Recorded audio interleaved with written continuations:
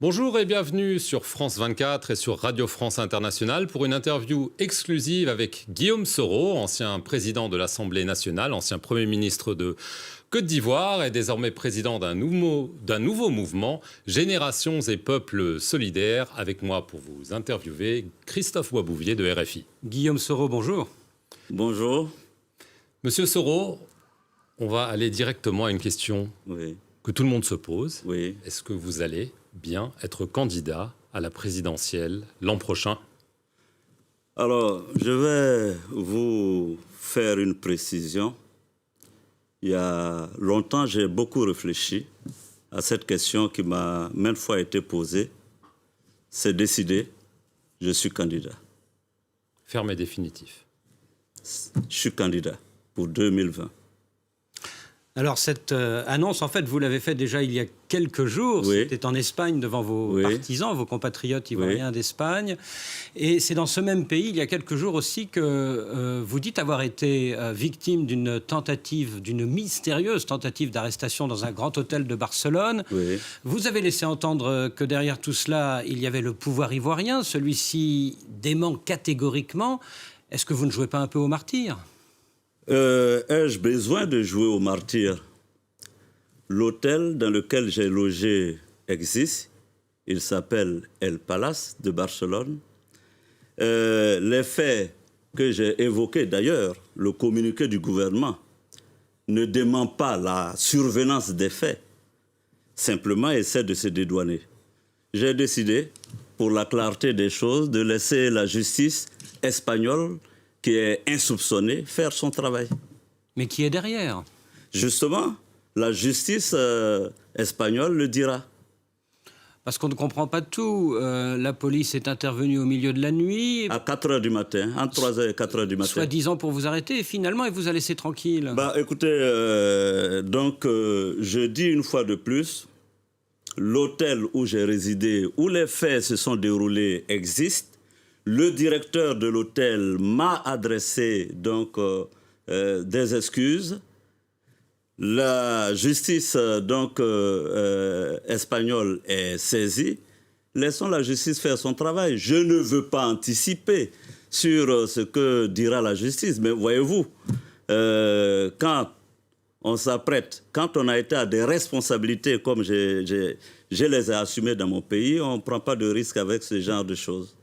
Alors, le président Alassane Ouattara a affirmé à plusieurs reprises qu'il n'empêcherait personne d'être candidat. Mais est-ce que vous ne craignez pas, à votre retour, sans doute prochain en Côte d'Ivoire, d'être inquiété par la justice et de ne pas pouvoir vous présenter à cette élection? Je ne vois absolument pas de raison pour que la justice m'empêche d'être candidat. Je vous ai dit, pour moi, c'est décidé. Il reste maintenant en harmonie avec l'ensemble des Ivoiriens que cette déclaration soit solennelle et officielle en terre de Côte d'Ivoire. Parce que pour moi, pour être président de la République d'un pays, c'est la rencontre entre un peuple et un homme. Vous rentrez quand? Je serai déjà en Côte d'Ivoire la semaine prochaine. Au Burkina Faso, au procès du putsch manqué de septembre 2015, c'est notamment sur la base d'écoutes téléphoniques que Djibril Bassolé, votre ami Bassolé, tout à fait, vient d'être condamné. Et comme beaucoup ont reconnu aussi votre voix dans ces écoutes téléphoniques, est-ce que vous ne craignez pas d'être poursuivi de votre côté, qui sait, par la justice ivoirienne? Par la justice burkinabé ou la justice ivoirienne? Ivoirienne. À quel motif? Alors burkinabé. Par la justice burkinabé? Écoutez, pour vous rafraîchir la mémoire, sachez qu'en 2016, j'ai été l'objet, n'est-ce pas, d'un mandat d'arrêt international qui a été abandonné et que d'ailleurs Interpol avait totalement discrédité. Donc je ne vois plus de raison d'être inquiété par quelque justice que ce soit. Alors, Guillaume Soro, vous avez un passé sulfureux, sans remonter jusqu'au coup de force de septembre 2002, et en plus de cette affaire des écoutes, on pense évidemment à l'assassinat de votre ancien frère d'armes, Ibé. C'était en avril 2011. À l'époque, vous étiez le Premier ministre et le ministre de la Défense d'Alassane Ouattara. Oui. On pense à cette découverte d'une cache d'armes chez votre directeur du protocole à Bouaké. C'était en pleine mutinerie en mai 2017. Oui. Est-ce que vous n'allez pas traîner ces deux affaires comme des boulets à votre pied? Écoutez, d'abord, en ce qui concerne la mort de M. Koulibaly Ibrahim, IB, je n'étais pas en Côte d'Ivoire. Mais vous étiez Premier ministre, oui, j'étais ministre de la Premier Défense. ministre, donc vous pouvez quand même concéder que je n'avais pas de pistolet sur moi. Non, mais vous auriez pu être le commanditaire. Vous auriez pu être le commanditaire. Ah, vous m'accusez. Non, je mets au conditionnel. Ah ouais, donc si c'est au conditionnel, permettez-moi de dire avec la vérité sur les faits et l'exactitude matérielle des faits.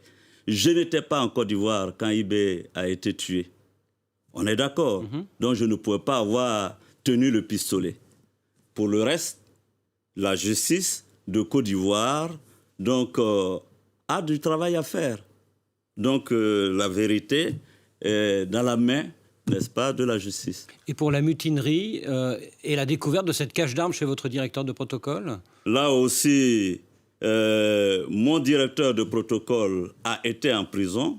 Il a été par la suite libéré. Donc je ne vois pas en quoi cela me concernerait. Donc vous êtes blanchi pour vous là. Enfin, celui chez qui on a trouvé les armes est allé en prison. Il a recouvré la liberté. Pourquoi M. Christophe voudrait que je sois incriminé? Alors, donc vous êtes désormais candidat, vous lancez donc ce nouveau mouvement, mais aux dernières élections locales, vos partisans ont été battus. On sait qu'il y a une sorte d'hégémonie des trois principaux partis en Côte d'Ivoire ces dernières décennies. Est-ce que ce n'est pas une candidature presque suicidaire? Parce que ça paraît presque impossible. Alors, moi, d'abord, une élection locale, ce n'est pas la présidentielle. Mettons-nous d'accord. Je voulais faire cette précision. Donc, la présidentielle, j'irai, comme je vous l'ai dit, avec, n'est-ce pas, le soutien du peuple de Côte d'Ivoire. Et je réaffirme ici que c'est au peuple et au seul peuple de Côte d'Ivoire de décider qui il désignera, il élira pour présider aux destinées de la Côte d'Ivoire. Nous venons de lancer notre mouvement.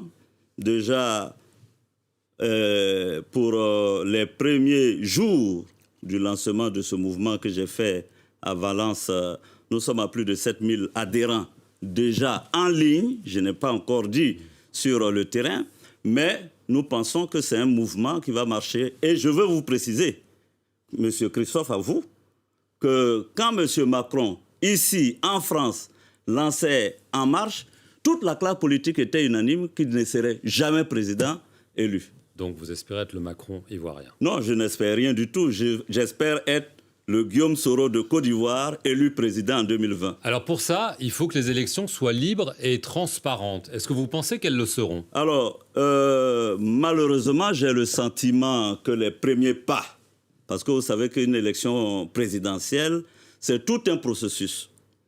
La semaine dernière, avec la mise en place de la commission électorale indépendante, j'ai des craintes. J'ai des craintes pour la stabilité de la Côte d'Ivoire, pour la paix en Côte d'Ivoire. Permettez-moi de paraphraser, j'ai envie de paraphraser le président Chirac, paix à son âme.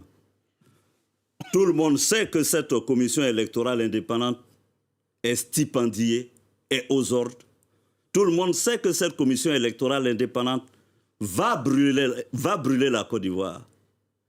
Et tous, vous faites semblant de ne pas voir. Vous regardez ailleurs. Brûler, c'est quoi? C'est la guerre civile? Non, c'est l'instabilité. Vous savez qu'en Afrique, généralement, les guerres, l'instabilité partent des processus électoraux mal maîtrisés ou organisés. Alors, donc, ce serait dommage que je ne tire pas, n'est-ce pas, la sonnette d'alarme. Et celui qui vous parle ce sont les propos, les paroles de quelqu'un qui a organisé une élection en Côte d'Ivoire. Voilà. Guillaume Soro, vous avez été longtemps le plus proche allié d'Alassane Ouattara. Et il y a encore 9 mois, vous l'avez entendu, le président de la Côte d'Ivoire, il a dit « Guillaume Soro, pour moi, c'est toujours un de mes fils. Et je n'exclus pas son retour à la maison. » Alors, est-ce que la rupture est vraiment consommée ? Écoutez, au plan politique, je pense que la rupture est consommée, puisque j'ai lancé mon mouvement. Ce mouvement va à la conquête du pouvoir d'État, mais je dois vous dire qu'au plan personnel et humain, je continue à garder beaucoup de respect pour le président Ouattara. Vous vous parlez toujours ? Je dois avouer, pour être honnête avec vous, qu'il y a bien un moment que nous ne nous sommes pas parlé directement, mais il existe des passerelles. Alors, est-ce que la vraie raison de cette rupture politique, non pas affective, oui, politique, oui. N'est pas qu'il vous aurait promis de lui succéder et qu'il n'a pas tenu promesse? Vous savez, en politique, les promesses n'engagent que ceux qui y croient. Donc, il vous l'avait faite. Les promesses n'engagent que ceux qui y croient. Moi, j'ai décidé de prendre mon destin en main. J'ai décidé de m'assumer. J'ai 47 ans et je pense que désormais, je ferai cavalier. Seul. Voilà, seul. Vous savez ce que disent les mauvaises langues, Guillaume Soro, c'est que... Et il y en a beaucoup, les mauvaises langues. Oui, tout le monde ne vous aime pas, oui, c'est sûr. Certains disent que votre perte d'influence est liée à celle des chefs militaires comme zone. Et vous connaissez cette phrase que Laurent Gbagbo a écrite sur vous dans son dernier livre. C'est aux armes que Guillaume Soro doit sa place. Le jour où il n'aura plus ses armes, eh bien, il devra s'inquiéter. Mais dites-lui que moi, je suis très heureux de ne pas avoir d'armes. Je suis très heureux et d'être dans l'arène politique et de me battre donc en tant qu'homme politique pour, n'est-ce pas, arriver à mes fins. Je suis très content de ne pas avoir d'armes. Souvent, vous avez dit qu'Alassane Ouattara vous aurait promis qu'il ne ferait pas de 3e mandat en 2020. Est-ce qu'il va tenir parole ? Encore, j'ai envie de vous dire qu'en politique, rien n'est définitif. Tout est volatile. Votre sentiment, il va y aller ? Je n'en sais rien. Je pense que quand on a des ouailles autour de soi, comme ce fut le cas de Bouteflika en Algérie, qui tous les jours vous disent « Président, si tu n'y vas pas, le système va s'écrouler, on va tous tomber », je pense que M. Ouattara peut être pris dans l'hésitation. Depuis la rupture entre Alassane Ouattara et l'ancien président Bédié, vous avez vu ce dernier, le président Bédié, à plusieurs reprises, il y a encore un mois. Oui. Est-ce qu'il y a un accord de désistement entre vous deux pour le 2e tour de 2020 ? Avec le président Bédié, nous avons échangé, longuement parlé d'ailleurs, et je dois m'en réjouir, me féliciter du soutien qu'il m'a apporté. Le principe est très net et je pense qu'il est démocratique. Tous ceux en Côte d'Ivoire qui veulent aller à l'élection présidentielle, qu'ils aillent, qu'ils soient tous candidats. Et au second tour, nous qui sommes dans l'opposition, nous nous mettrons d'accord pour soutenir celui qui sera le mieux placé d'entre nous.